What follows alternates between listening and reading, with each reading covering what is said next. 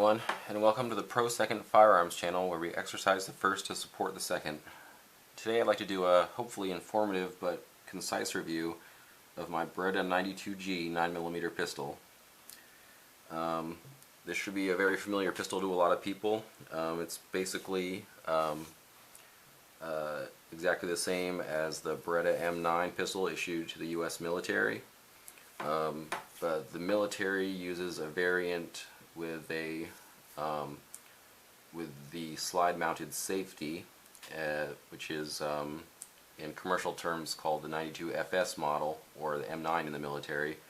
This is the what's known as the G model variant, and this lever here, instead of on the FS model being a decocker and safety, is only a decocker on the G model.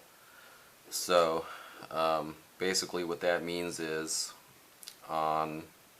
initially you load the pistol, you chamber your first round, and the hammer stays back.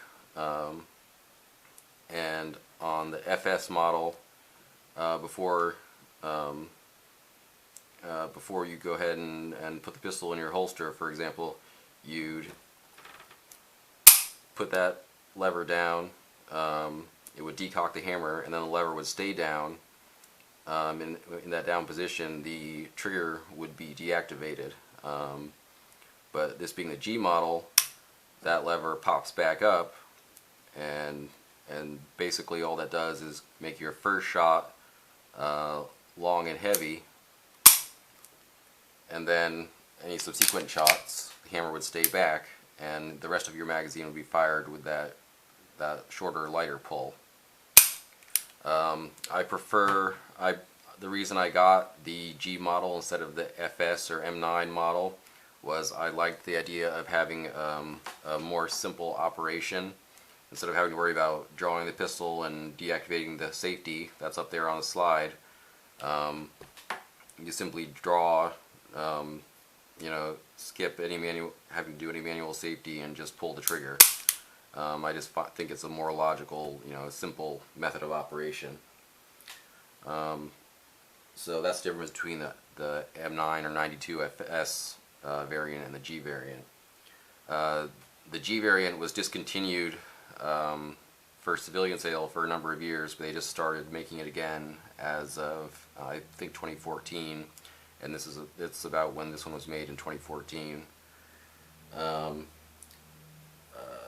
Going through the specifications, once again, it's in a 9mm caliber. They make the 92s and also in a 40 caliber, but I'm not sure if there's a 40 caliber 92G right now. I think they just have the 9mm right now. The trigger weight in stock form is about 12 pounds for the double action, and about 5 pounds roughly for the single action. As far as the actual construction of the gun, the lower frame here is made out of aluminum, and the slide is steel, and the controls and hammer and everything like that are steel. The trigger is actually steel, but it's got a polymer coating. It uses what Beretta calls a Brunaton finish, which is, I believe, basically a baked-on epoxy paint, but it's very durable and rust-resistant, so no worries there. The aluminum frame makes it lightweight. It's about 33.3 ounces unloaded. Barrel length is almost 5 inches. It's actually 4.9 inches long barrel exactly. It comes with two mil-spec 15-round magazines. Actually comes with two of these, and these are Beretta factory magazines. There's a lot of good aftermarket magazines available for the gun. This is Metgar. This is an 18-round magazine, and these also function very well. They're just as reliable as the factory mags, and they're available. I believe they're usually no more expensive than the factory mags either. There's also optional 17 round factory magazines. So there's also 20 and 30 round factory magazines available. Sights are 3-dot. Actually, I blacked out the rear dots with a Sharpie because I like having, you know, a more obvious front sight. That would, you know, be a little bit easier to pick up. So I got basically just a white dot on the front and just a blacked out rear. The rear sight's dovetailed, but the front sight is actually machined into the slide. So if you want to change out your sights, it's usually something that you have to basically you have to send away to a gunsmith to take care of. There's a company called Tool Tech that that is a contractor for Trijicon, and if you want night sights, you can send your slide off to Tool Tech, and they'll actually install a tritium lamp in your front sight. They'll just drill it and put in a tritium lamp, and they'll replace your rear sight because it's in a dovetail, and that's I think about $175 for them to do that. So that's a good option if you'd rather have a night, you know, night sights on there. MSRP on this gun is $675, but I got this one for $550 plus shipping on cheaperthandirt.com. I think it's actually gone up a little bit, but it's still around that price. So I think that's a pretty good price for it. As far as the operation of the gun, very easy to use. To load it, to insert your magazine, cock it. Of course, on a loaded magazine, the slide would go forward. And you got a round in the chamber, hammer back, decock it, and you're ready to go from there. You can carry it, you know, best to carry it in that position. So very easy to use. Unload, just take out the magazine, pull the slide back, and you're empty. Field stripping and maintenance is very easy. Basically, all you do for field stripping is you press this little button in here, turn it over, push down this lever, pull the slide off. You got your frame here. Remove your spring and your guide rod.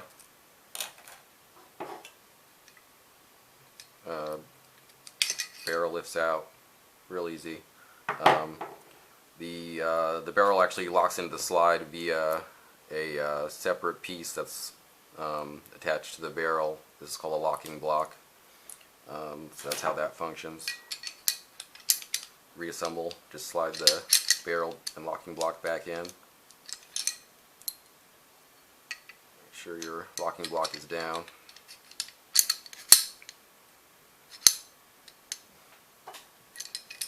Put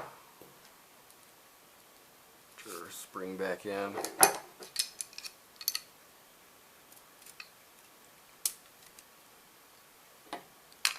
Slide your slide back onto your frame. And put the takedown lever back up.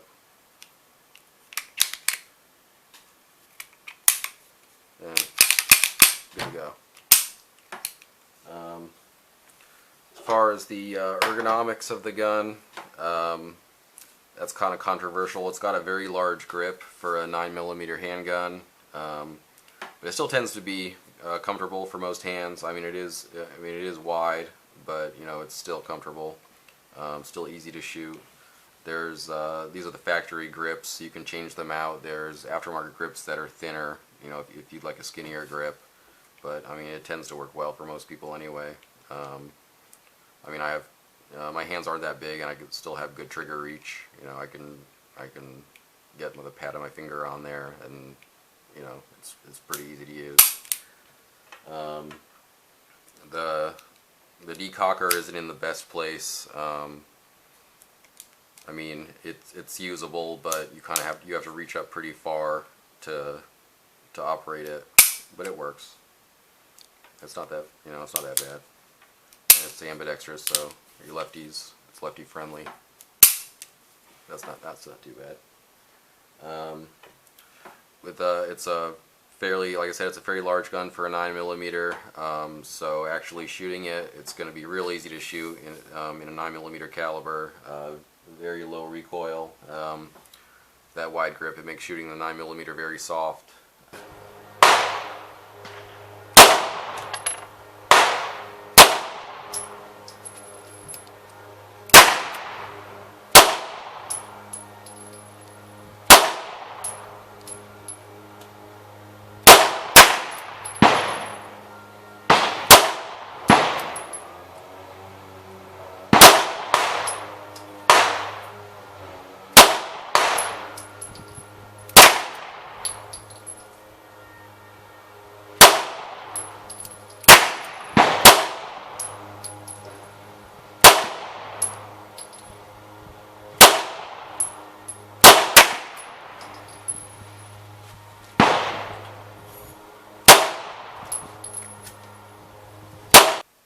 The trigger quality is pretty good.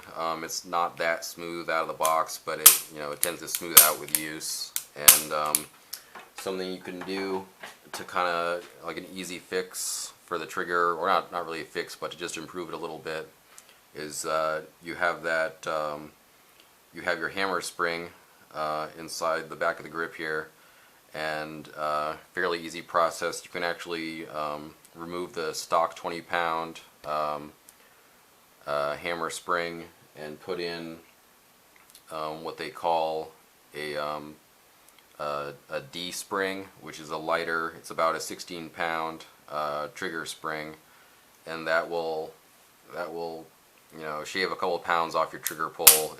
It'll probably be about maybe an 8-pound double action, maybe a 4-pound single action pull. So and smooths it up a little bit. So that's a nice improvement. That's something that most people do. That's something I did pretty shortly after I got the gun, as I put in that 16-pound hammer spring, and I really like it a lot better. It's a lot easier to shoot.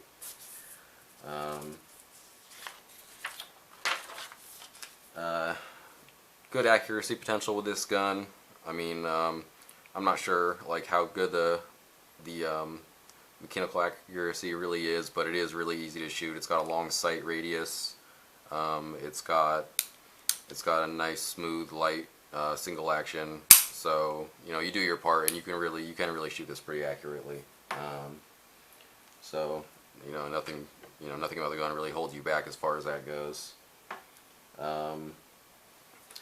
It's a very reliable gun.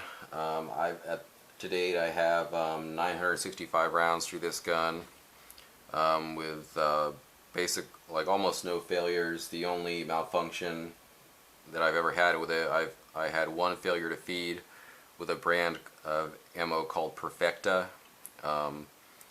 and definitely not a fan of that brand. I've had a malfunction. That brand caused malfunction in another gun that I have, actually a Springfield 1911.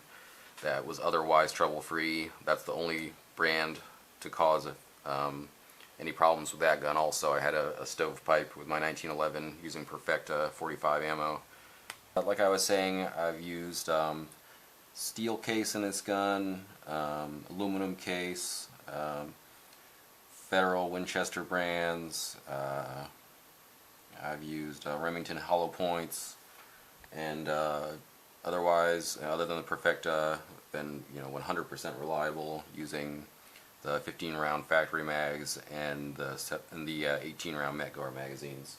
So I don't have any issues with it as far as that goes. Basically, use decent quality ammo in it, and it's pretty much gonna run perfectly.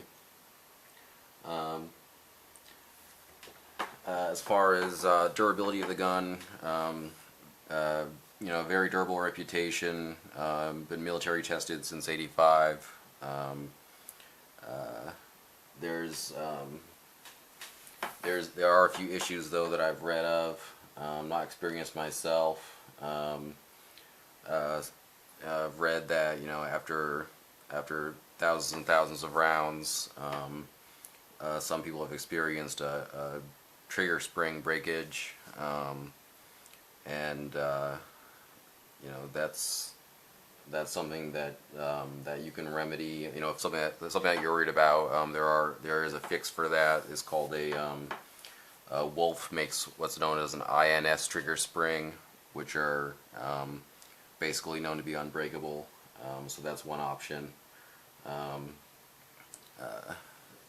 Early generations of the gun, or early generation locking blocks, have been known to break after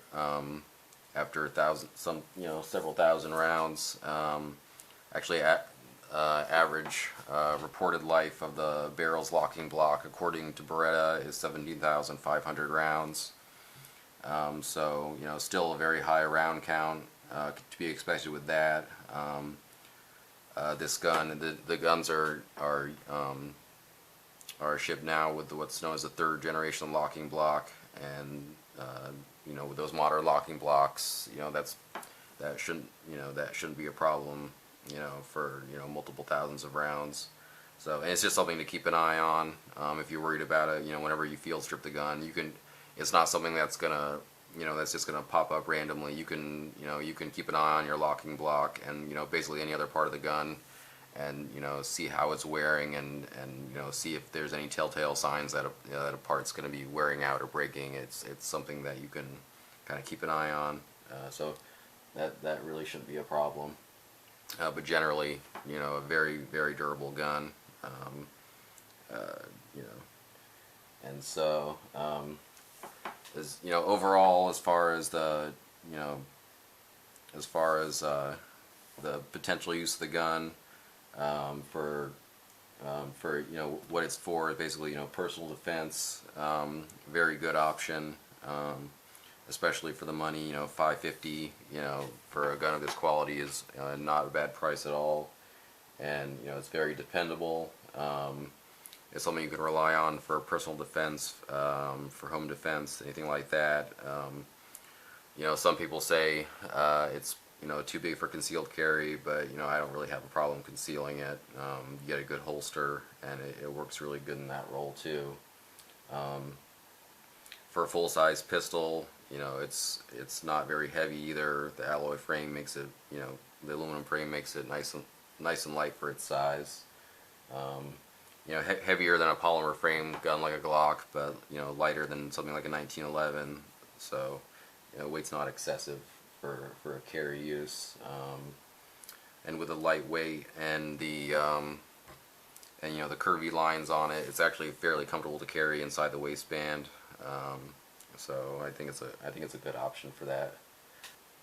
All right, that's my review. Hope you guys found it useful, and this is Pro Second Firearms Channel signing off.